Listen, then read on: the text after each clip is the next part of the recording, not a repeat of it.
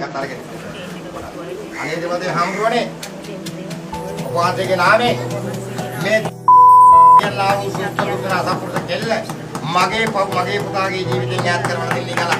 දැන් ඕගොල්ලන්ට ඕක ප්‍රශ්නයක් නෑ. දැන් මෙතන තියෙනවා සෙට් කරන්න. මෝද දේවාලයද කියනවා දඩුවම් දෙන්න.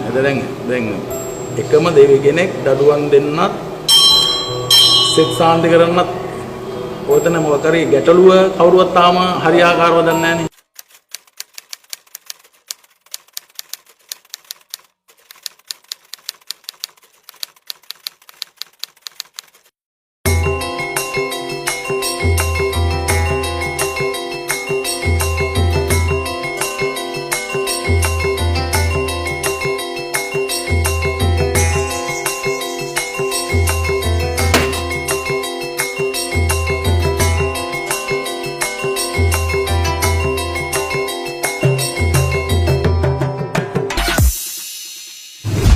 මෙතන තියෙනවා සෙට් කරන්න.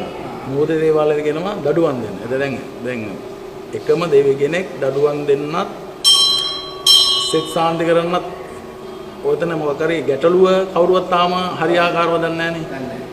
දැන් ඒකට මුලින්ම එකක් තමයි ඉන්දියාවේ රාමසිංහ රජුරොන්ට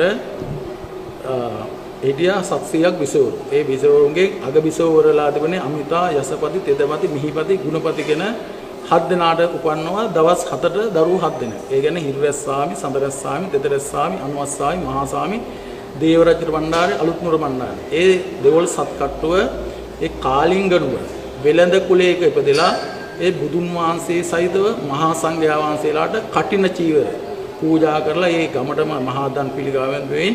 එතකොට තමයි යාට දේවාත්මය ලැබුණේ. ඒ දේවාත්මය ලබාගෙන එනකොට මුහුදු මණිමේකලන් වහන්සේ ගල් නැව් හත හදාගෙන එනකොට මුහුදු මණිමේකලන් වහන්සේ ගල් නැව් හිලිප් වෙලා මෙතනට එන අවස්ථාවේදී මේ ඒ වාදකිඥාවෙන් නැවසත කැඩී පිටද මෙතනට එන අවස්ථාවේදී සත්පත් දේවනාථ දේවරජුට ගිනි කඳු හතමාවක් අහසුදට මාවපෑවා. ඒ ගිනි කඳු හත මාවපෑවා.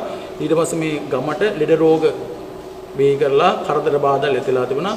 එතන දෙවල් දේහාමුදුරන්ගේ ඒ බලයෙන් බලමයි මේ කියන්නේ කවියක් තියෙනවා සතකේ පුද පූජාද ලැබීම මෙවන් දෙවලේ වැජෙමිනා. පන්දමෙන් තමයි පන්දමක්ගෙන සුරතරමින් සියලු යක්දොස් පහවරිනා. ගිගිරි දෙකගෙන සුරතරමින් සියලු දෙනාට සෙත දෙනා සෝරයෂ්ටිය බලයමයි මේ සියලු වස්දොස් පාවනා. මේ පන්දම පාවිච්චි කරා යක්දොස් යන. සැරයටිය පාව කරා සියලු වස්දොස් යන. ඒ මේව කරලා ඒ ගිනි කඳු හත හිම කඳු හතක් මෙවෙන් සිසිල් කරලා රාග සෙල්ලම් කරා බැලි සහල් කර කරදිය පහන් නිරෝප කරලා මෙව දේවමාලිකාවේ මේ වසංගත රෝග සුව කරලා දීලා මෙව දේවමාලිකාවේ සියලු දෙනාට සෙතක් දෙන්න දැන් දීවරෙන්ට ඒ මස්ස සම්පත් හිඟ මන්දාන දෙන්න මේක ව්‍යාපාර කරන අයට